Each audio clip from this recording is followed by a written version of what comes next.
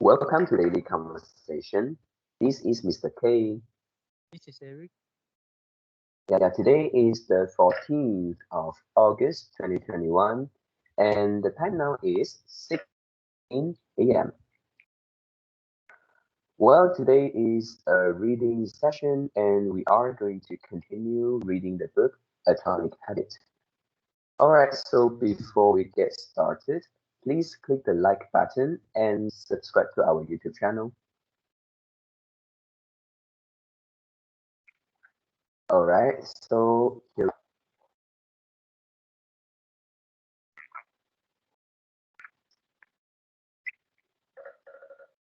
Yeah, so we start from line 1 to 55.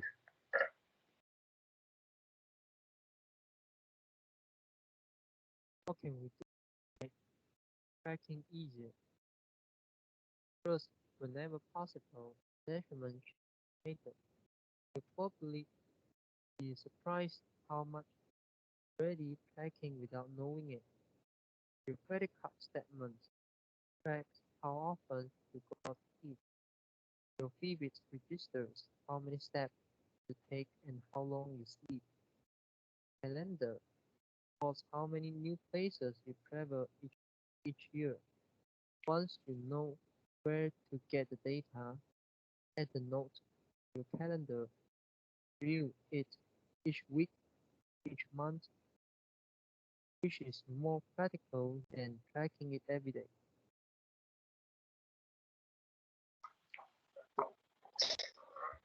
Okay, yeah, I think later you may try get your mic closer to yeah, a little bit soft.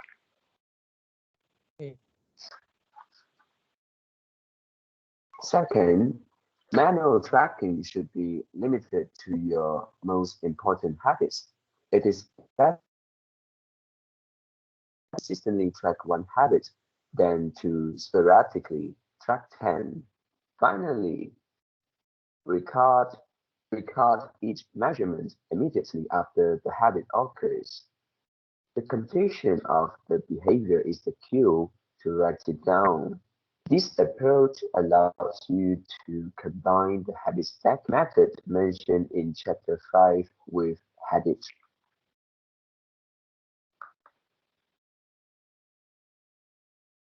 the habit stacking's fast habit tracking formula is after current habit, I will track my habit. After I hang up phones from a sales call, I will move one paperclip over. After I finish each set at, at the gym, I will record it in my workout journal. After I put my plate in the dishwasher, I will write down what I ate.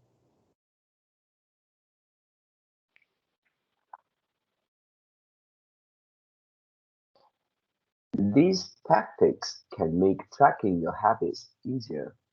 Even if you aren't the type of person who enjoys recording your behavior, I think you'll find a few weeks of measurements to be insightful.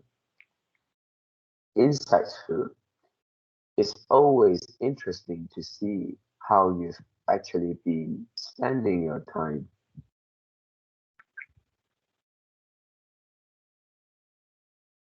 Let's say every habit trick ends at some point, and more important than any single measurement is having a good plan for when your habits slide off track.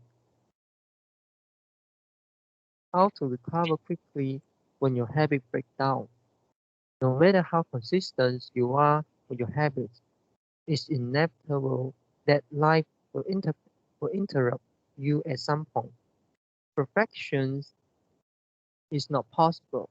Before long, an emergency will pop up. You, you get sick, or you have to travel for work, or your family needs a little more of your time.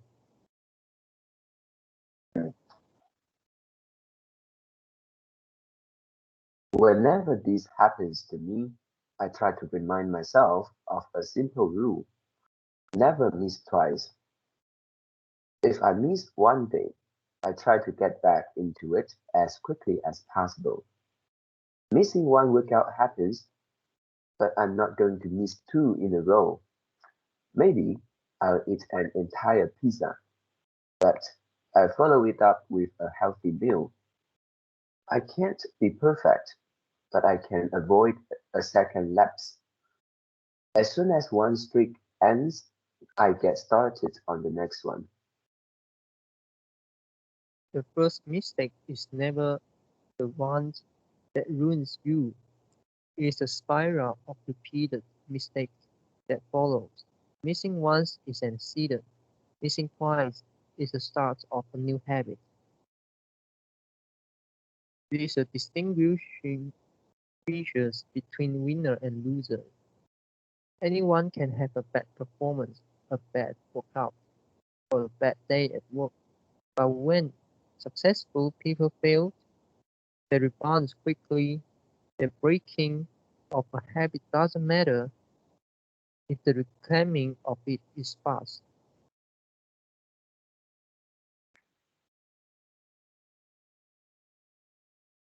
I think this principle is so important that I stick to it even if I can't do a habit as well or as completed as I would like. Too often we fall into an all or nothing cycle with our habits. The problem is not slipping up. The problem is thinking that if you can't do something perfectly,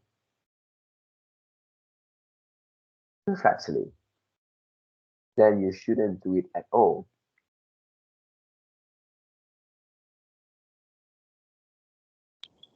You don't realize how valuable it is to just show up on your bad or busy days. Lost days hurt you more than successful days help you. If you start with hundreds, then a 50% gain will take you to 150, but you only need a 33% loss, 33% lose. Sorry, but you only need a 33% loss to take you back to 100. In other words, avoiding a 33% loss is just as valuable as achieving 50% gain. As Charlie Munger said, the first rule, the first rules of compounding: never interrupt it unnecessarily.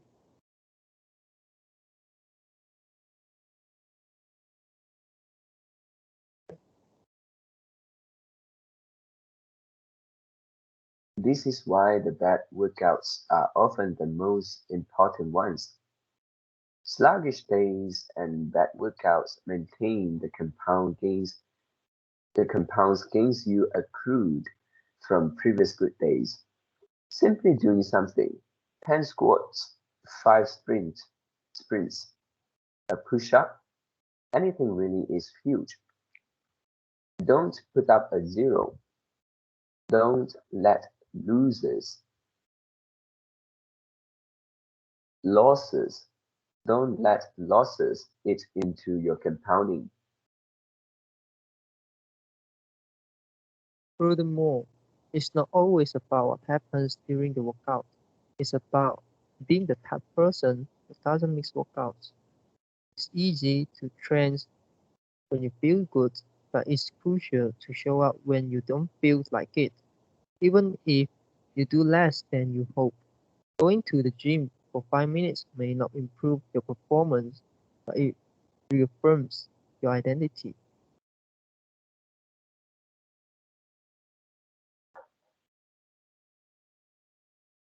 The all or nothing cycle of behavior change is just one pitfall that can derail your habits.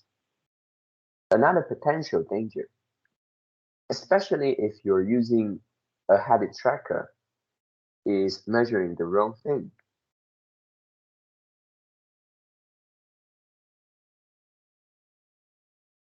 Knowing when and when not to track habits. Say you are running a restaurant and you want to know if your chef is doing a good job. One way to measure success is to track how many customers pay for a meal each day. If more customers come in, the food must be good. If fewer customers come in, something must be wrong. Yeah, the first line, yeah, this one. I think it should be restaurant, and then you A pronounce as. restaurant.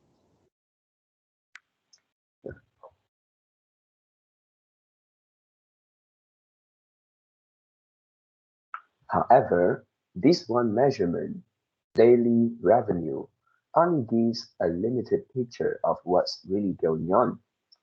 Just because someone pays for a meal doesn't mean they enjoy the meal. Even dissatisfied customers are unlikely to dine and dash. In fact, if you're if you're only measuring revenue, the food might be getting worse, but you're making up for it with marketing or discounts or some other method. Instead, it may be more effective to track how many customers finish their meal or perhaps the percentage of customers who leave a generous tip.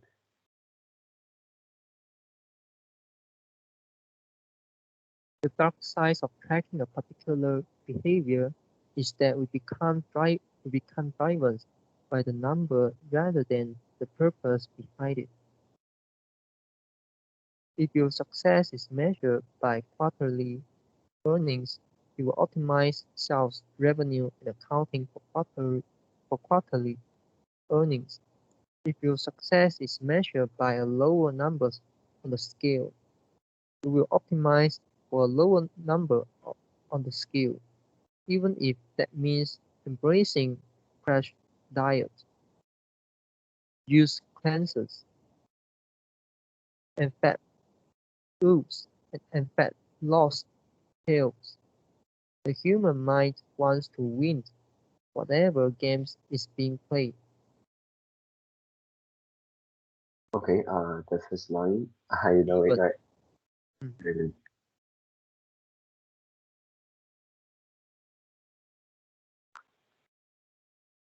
The pit, this pitfall is evident in many areas of life. We focus on working long hours instead of getting meaningful work done. We care more about getting 10,000 steps than we do about being healthy. We teach for standardized tests instead of emphasizing learning, curiosity, and critical thinking. In short, we optimize for what we measure. We choose When we choose the wrong measurement, we get the wrong behavior. it is sometimes referred to as Goodhart law, named after the economist Charles Goodhart. The principle states when a measure becomes a target, it ceases to be a good measure.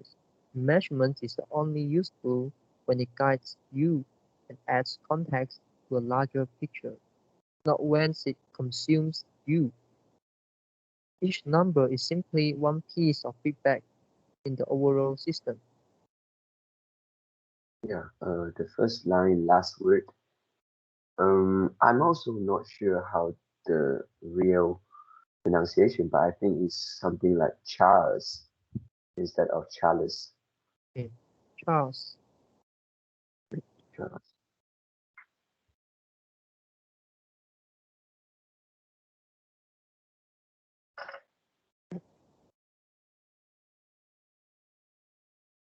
In our data-driven world, we tend to overvalue numbers and undervalue anything epher- ephemeral, soft, and difficult to quantify. We mistakenly think the factors we can measure are the only factors that exist, exist. But just because you can measure something doesn't mean it's the most important thing. And just because you can't measure something doesn't mean it's not important at all. all this to say, it's crucial to keep habit tracking in its proper place. It can feel satisfying to record habits and track your progress, but the measurement is not the only thing that matters. Furthermore, there are many ways to measure progress, and sometimes it helps to shift your focus to something entirely different.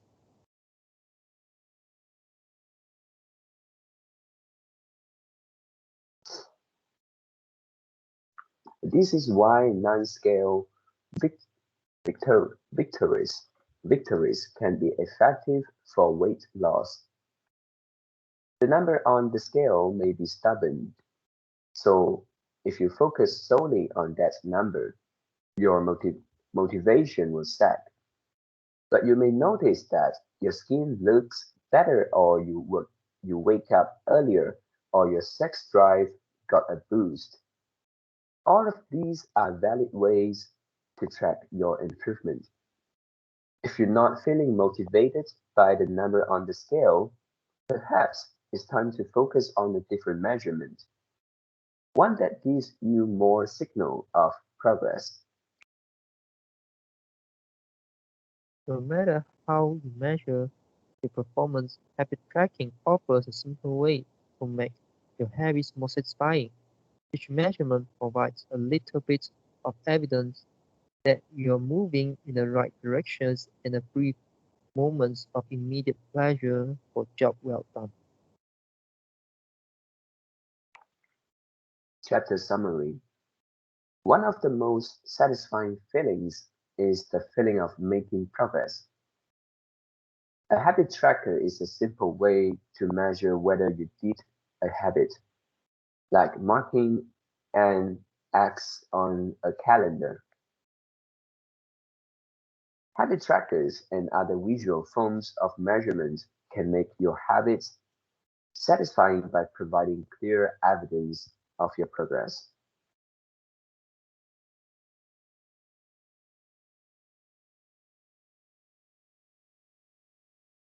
Don't break the chain. Try to keep your habit streak alive. Never miss twice. If you miss one day, try to get back on track as quickly as possible. Just because you can measure something doesn't mean it's the most important thing. How an accountability partner can change everything.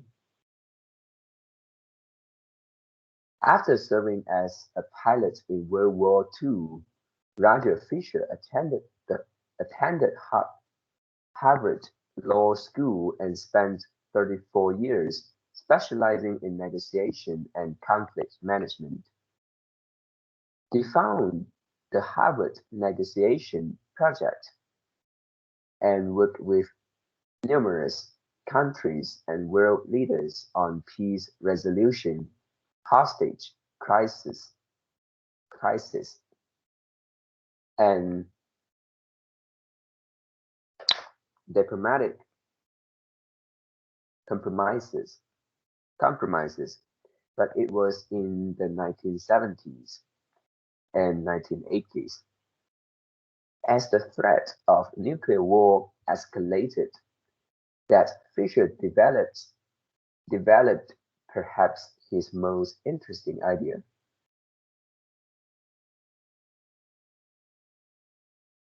At the time, Fisher was focused on designing strategies that could prevent nuclear war, and he had noticed a troubling fact: any sitting president would have access to launch codes that could kill millions of people but would never actually see anyone die because he would always be thousands of miles away.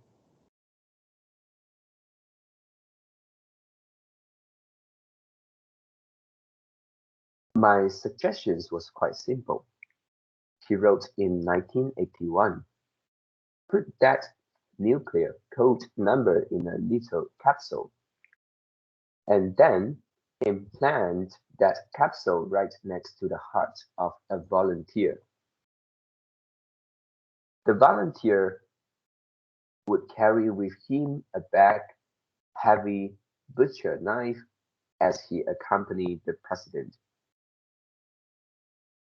If ever the president wanted to fire nuclear weapons, the only way he could do so would be for him first, with his own hands, to kill one human being. The president says, George, I'm sorry, but tens of millions must die. He has to look at someone and realize what death is, what an innocent death is. Blood on the White House carpet is reality brought home. When I suggested this to friends in the Pentagon, they said, "My God, that's terrible. Having to kill someone would distort the president's judgment. He might never push the buttons." Throughout our Okay, discussions of the yeah, yeah, you finish first. never mind. Oh, the first line, this word, because I look at the phonetic symbol, it doesn't have the T, and I'm not sure.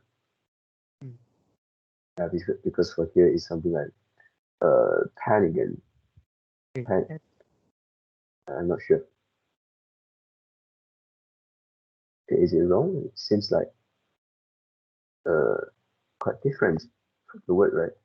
Mm.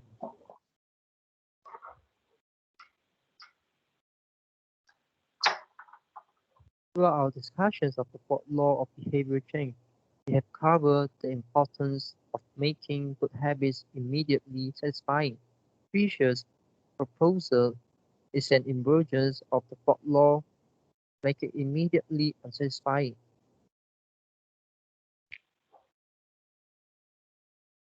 Just as we are more likely to repeat an experience when the ending is satisfying, when we are also more likely to avoid an experience when the ending is painful. Pain is pain is an effective teacher. If a failure is painful, it gets fixed. If a failure is relatively painless, it gets ignored. The more immediate and more costly a mistake is, the faster you learn from it. The threat of a bad review forces a plumber to be good at his job. The possibility of a customer never returning makes restaurants create good food. The cost of cutting the wrong blood vessel makes a surgeon master human anatomy, anatomy and cut carefully. When the consequences are severe, people learn quickly. The more immediate pains, the less likely the behavior. If we want to prevent bad habits and eliminate unhealthy behaviors, then adding an instant cost to the actions is a great way to reduce their odds. We repeat bad habits because they serve us in some way and that makes them hard to abandon. The best way I know to overcome these predica- predicaments is to increase the speed of the punishments associated with the behavior. There can be a gap between the actions and the consequences. Yeah, second line. This one you pronounce as abandon. I think it's abandoned. Okay, abandon.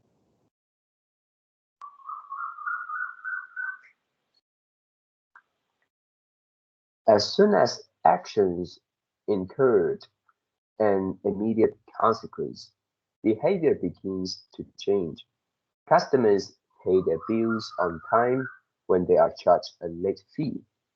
Students show up to class when their grade is linked to attendance. We jump through a lot of hoops and avoid a little bit of immediate pain. Is of course a limit to this. We are going to rely on punishment to change behavior. Then the strength of the punishment must match the relative strength of the behavior it's trying to correct. To be productive, the cost of procrastination must be greater than the cost of actions. To be healthy, the cost of laziness must be greater than the cost of exercise. Getting fined for smoking in a restaurant or failing to recycle adds consequence to an action's behavior only shifts if punishment is painful enough and reliably enforced.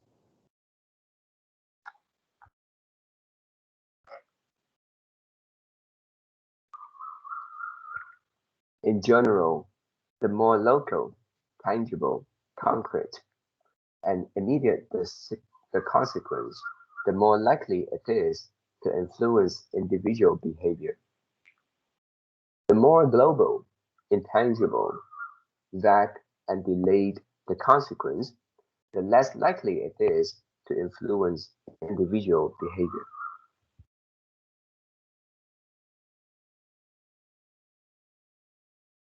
Thankfully, there is a straightforward way to add an immediate cause to any bad habit. Create a habit contract. Yeah, this is where I stop.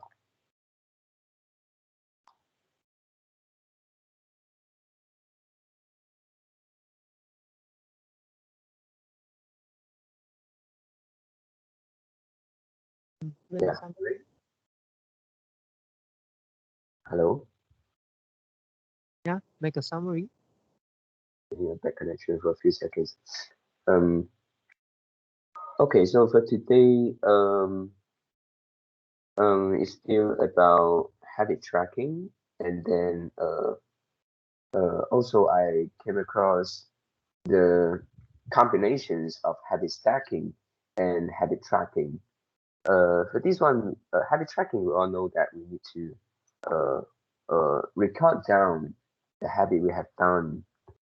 If it is something like exercise, maybe you can record down the time that you spend, and then you can also record down, for example, if you use the stationary bike, you can record down how many kilometer you have been through, and then this is habit tracking. But today, the combinations of habit stacking and habit tracking is that um, the importance of recording down um, immediately, and then it says the habit itself is the cue of of habit tracking. It means that every time we've done the particular habit, uh, it's better for us to design the habit tracking in a way we can record down easily and also right after we have done that particular thing. And then yeah, the habit tracking has its benefit, and then uh, yeah, it can serve as a cue for us uh, to perform an action, and then it can also be kind of uh, satisfying when looking at it, and then it can also help to avoid the breakdown of our habit. Yeah, I think for here is from two ways. The first way is that we see every day we mark an X, for example, on the calendar, and then we don't like to kind of to break it. We want to make it uh, all in a row. And then if really sometimes we break it, maybe we feel sick or we're too busy or something else happened, we skip one time, and then the habit tracking, because we keep tracking it, and then uh, also the other important things come in here, which is we try not to break a habit uh, twice. I mean, only skip one is the limit. Yeah, and then you don't skip it for more than twice. Yeah, more than once. Yeah, once is the limit. And then yeah, we need to um, manage it. We can't let it skip for many times. And then um, this the writer also says that as long as our habits break down, reclaim fast, and then it actually not a big deal. Instead of pursuing those perfection, yeah, it is not good. We need to um, continue doing it, and then we need to be aware that actually the the loss weight more than win. Yeah. Also, this one you mentioned to me few weeks ago, right? Let's say if we bring this concept into the stock, and then a 10% gain is less than a 10% loss. Yeah, something like that. So also the writer suggests that we do less but don't skip. Yeah, let's say if today you really don't have time to do exercise, maybe you just do 5 push-up or 10 push-up. That's it, instead of do nothing. So that you keep doing it, and then this is something like to reaffirm our identity. Yeah, we kind of cast a vote to this behavior. And then next, it talked about, because habit tracking, we need to find something to track. For example, just now we can track the distance, the time if we use the stationary bike to exercise. But the writer says that using a correct measurement is also something very important. Otherwise, we will go into a wrong direction. Let's say if our identity is uh, wanted to be a healthier guy, yeah, and then if we focus on something which is not necessary, uh, um, the same direction as your identity, then maybe this measurement wouldn't be suitable. Yeah, and then the reason behind here is that he say human mind wants to win whatever game we design for ourselves. Yeah, let's say if we uh, wanted to measure our exercise using time, and then in our mind we want to uh, we want to achieve it, we want uh, to achieve the time that we set as our target. Yeah, and then I think for this one, it can be good as long as the measurement is suitable. It's not too bad. Um, and then yeah, so for here, I think also the measurement need to be reviewed. Uh, as long as it doesn't give you motivation after some time, yeah, we may consider trying. We may consider trying another measurement. And then last before end, there's something like pain. Pain is good. Um, yeah, even though the feeling may not be good, but it is effective for us um to something like make our uh ensure our behavior in two way. Well, the first is to do it, and the other way is not to do it. Uh, yeah, for here is something like the punishment. Yeah, the punishment, and then because we have this punishment, and then if the punishment itself, the cost is greater than uh, the behavior, and then we will consider the punishment. I mean, we will do as the punishment required. Um, yeah, I think, for example, in the last reading session, you say in the past you have a thinking uh, to speak English with classmates or friends, and then you also suggest that maybe uh, we can we can set a punishment like if somebody say Chinese to you, without using English, and then they need to um, put in some money. Yeah, and then for this one also something like this. If you take money because you didn't speak English with that person, uh, and then if this money uh, is enough for you to feel pain, then it is effective. Yeah, and then yeah, some other little thing is like the punishment uh need to be immediate after the behavior. Yeah, let's say if you done something wrong, or if you didn't do something, uh the punishment need to be effective, need to be immediate after. If you don't do that, I think maybe you won't think this punishment is effective, and you won't care about that. Yeah, all right, so these are my summary. Yeah. The first thing of my summary is about the good art rules. This is actually one of the psychology bias mm, that I uh, that, that I always fall into Oh, the trap in the past, and I couldn't say right now and in future I will not avoid this psychology bias. And why is the good art rules is when measure becomes target, it ceases to become good measure. So when that that means when the measure become a target, then the good measure could become a bad measure.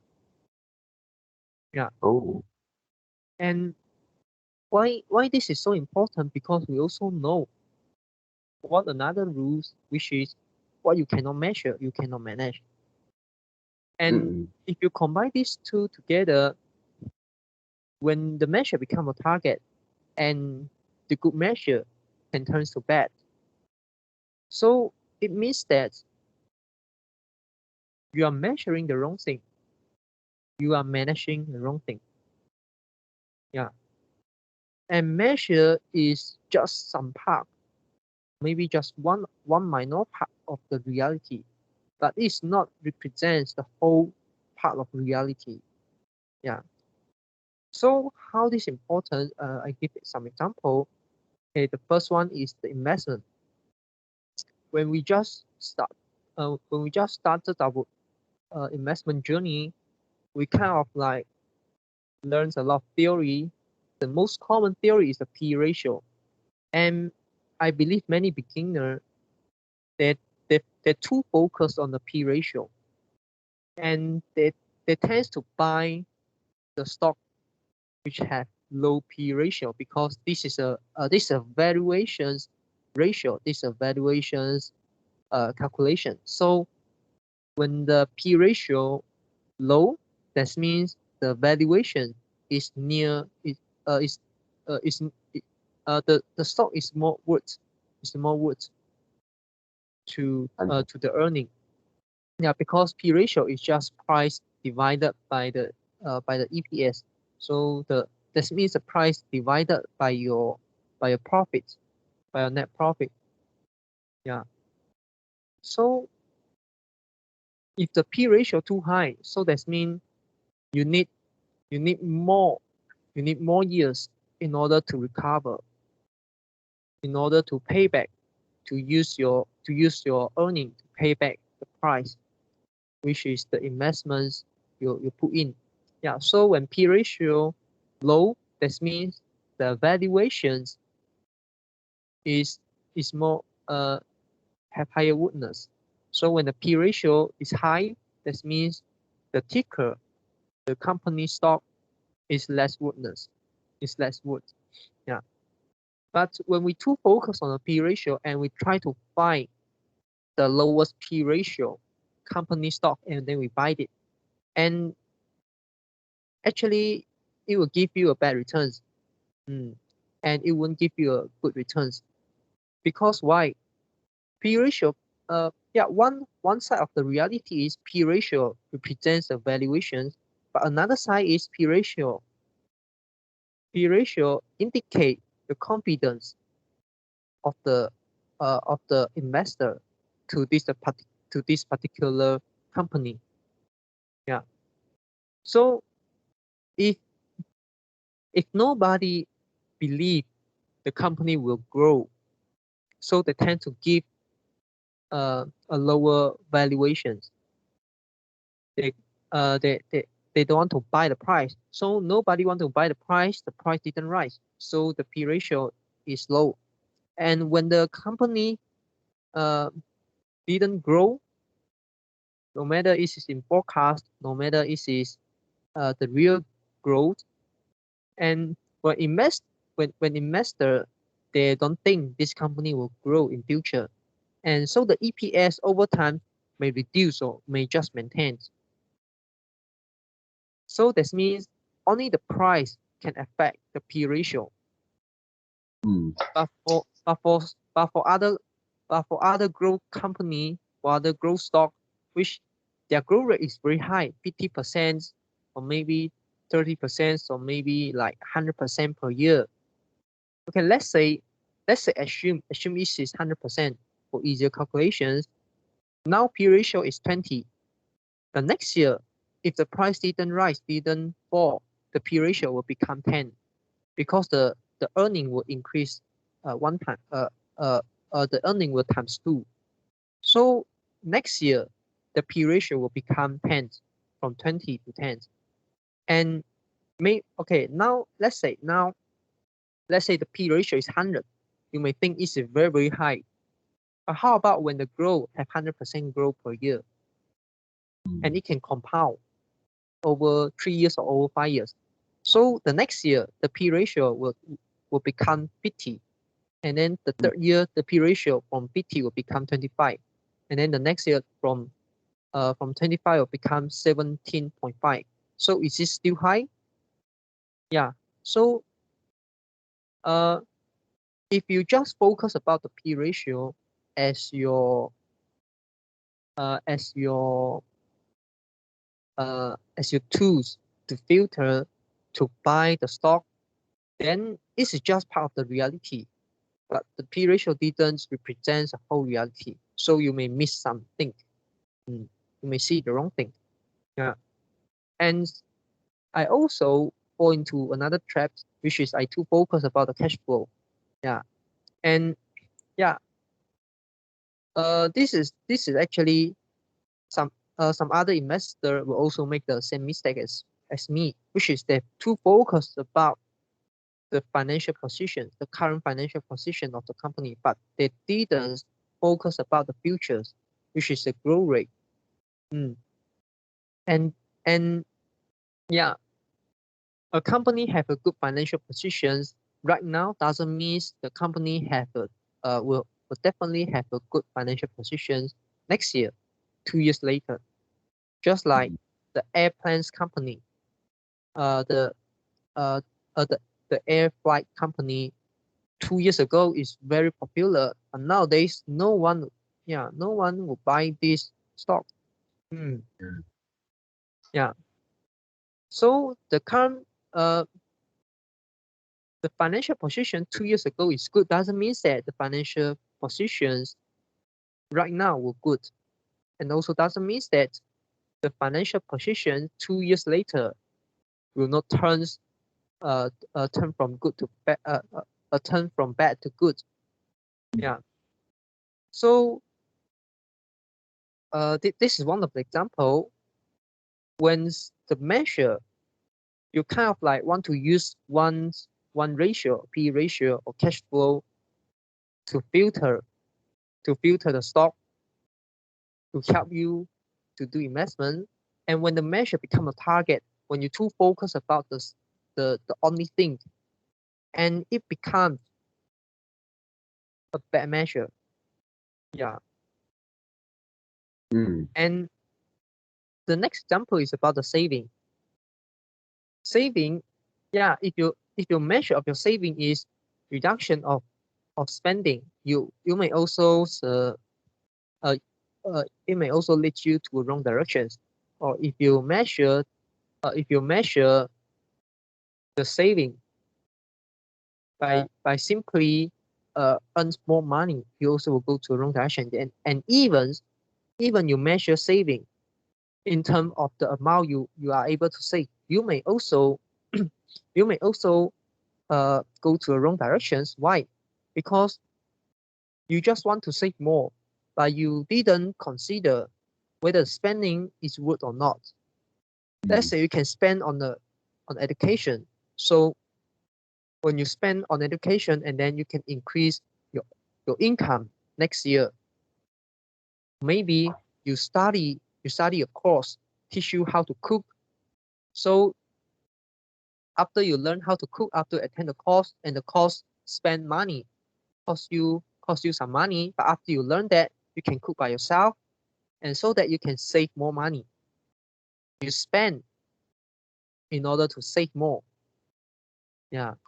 If you just focus about the saving number, the money, the amount of the money that you can save additional in bank, and every month you just think, oh, this month I can put more 500, next month I can put more 500, and then the following month I can put more 500. So you kind of like keep reducing your spending, yeah, and you try to increasing your income.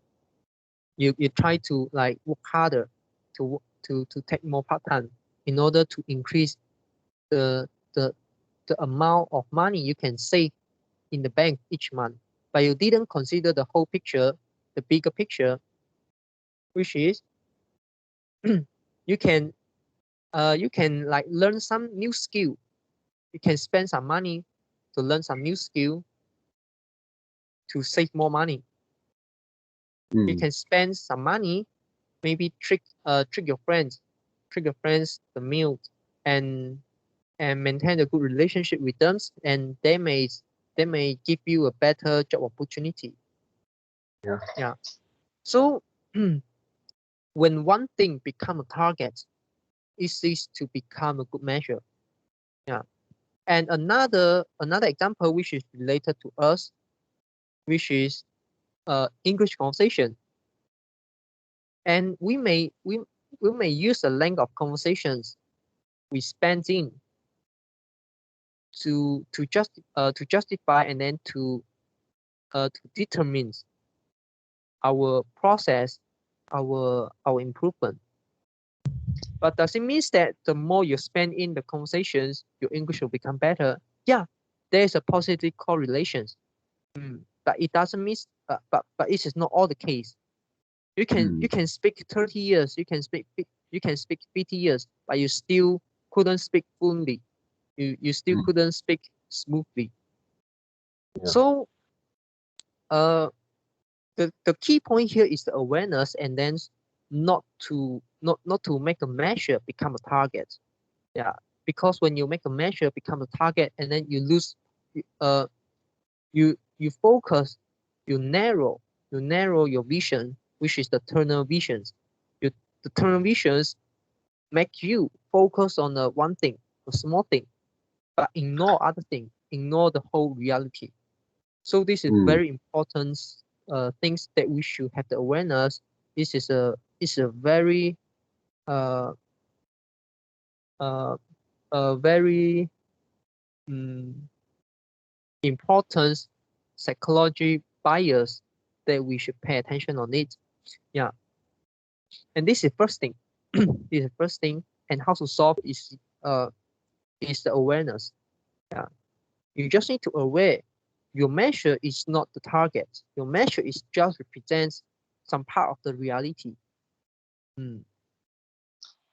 And the next thing is the perfections, and the author in also indicate something which is the all nothing. Yeah, and it's it match it match my learning. It's match my learning from the positive psychology open class. Mm. yeah. And perfection is about the all nothing schema. So you have you have the all nothing schema, and then you don't want to do a thing because you're afraid of a failure. And perfections, the definition of perfections is about is the definition of perfection is uh, uh, okay, I forget the terms. I forget the term, which is something like we are not able, we are not able, incapability, incapable of, uh, I forget the terms, but it's something like you're afraid of the failure. You're afraid of the failure and lead you don't take action. Yeah, yeah, we all afraid of failure. But when the fear of failure, when the fear of failure cause you not to take action, cause you to do nothing, and this is a perfectionism. Yeah, it's a perfection. So it's technically it's the all nothing schema. Yeah, mm, you want to do something, and you only want to do something when you are able to do it great. If you think you couldn't do it great, you couldn't achieve it, you couldn't uh, get some result, and mm. you just don't do it. This is the all nothing. You the fear of failure cause you not to take actions. Mm. Yeah. And this is about the perfections. And the next is about the immediate punishment and immediate reward. And from here we know that the punishment and rewards uh, can be non-physical, and it can be emotion, it can be mental, Mm, which is the mental punishment and mental reward. And it is same as the idea we have discussed before, which is mental benefit and mental cost. Yeah, they are the same. And it actually indicates why meditation is so important, because meditation is uh, allow us to raise awareness, allow us to cultivate the awareness. And when we start, and when we want to do something at the at the at the moment we have the awareness, which is uh we shouldn't do something, we shouldn't do the things because we have the awareness. Let's say uh uh when somebody when somebody say bad to you, and you want to scold them, you feel anger. And now the aware now because you keep doing meditation, and you aware of your emotions, you aware at the current moment you feel anger. So maybe previously, if you don't have the awareness, you'll score back them. But now, because you're aware the emotions, and then you can calm you down. Yeah, of course you still feel angry. You still feel angry. You still feel angry, but you won't do some bad thing. Do something that cannot be reversed. Yeah. mm, So uh, you can say the awareness allow us to notice the punishment. So if you let's say if you punch other people, in this case if you punch other people, and then you get yourself into trouble. Yeah. But if let's say you are able to foresee you are able to foresee the futures, you are able uh, to see the future, because you're aware that if you punch them, the relationship uh, will be mm, broke, and you may get some trouble. Mm. So this is actually a small immediate punishment to emotion, to your mental. This is a little mental cost that's that asks you not to do something. Yeah. And you also can have the mental benefit. When you do something good, you experience better. So you do it more. Let's say you try to do the food meditation. Initially, you you are eating uh you eat the food at the same time. you just watch some YouTube video and you didn't focus what you eat. You couldn't taste it. And when you turn off the YouTube video, when you turn off your phone's screens and you focus on what you eat, and then you can taste it better. When you taste better, and then because of the awareness, of the awareness, and then you could you could uh, pay more attention on your health, pay more attention on the pleasure. This also could be one of the immediate rewards which relate to the emotion, which relate to the mental. Yeah, of course, meditation help us in many ways. This is just a few examples. Okay, so that's all for my summary. Yeah, it's very important. And yeah, before your summary, I thought we could get kind of perfect measurement. Yeah, for the first part of your sharing, and uh, yeah, also like you said, when a particular measure becomes a target, and that could lead to a problem. And uh, is it kind of we couldn't find one fixed measurement, um, and then it is kind of uh, suitable for all the time, right? The measurement could be um, uh, many, and then sometimes we change maybe from one measurement to another, and it is not fixed, is it? And also some of the thing we couldn't measure at all. And or maybe you need to combine many measurements. You need to measure many things in order to Mm, get the whole, in order to see the whole picture. You mm, couldn't just focus on one.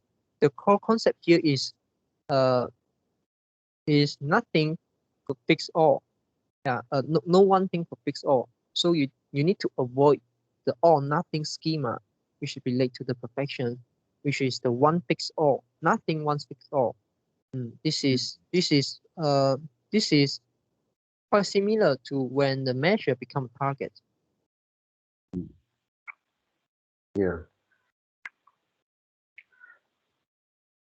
Yep. And then the second part of your summary is also good. And then yeah, I found that uh it's all about awareness, right? Awareness is Mm, really it's also a thing that we um um it cannot be forced. Yeah, maybe we can keep doing meditation to try to cultivate our awareness. Yeah, but it's something that we couldn't force ourselves to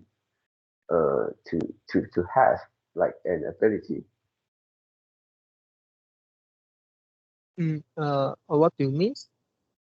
I mean, if somebody don't have the awareness, he couldn't force himself to have awareness on something because Yeah. maybe to them that is something like unknown. They couldn't Mm, really couldn't figure out. just like what I mentioned just now, what you cannot measure, you cannot manage.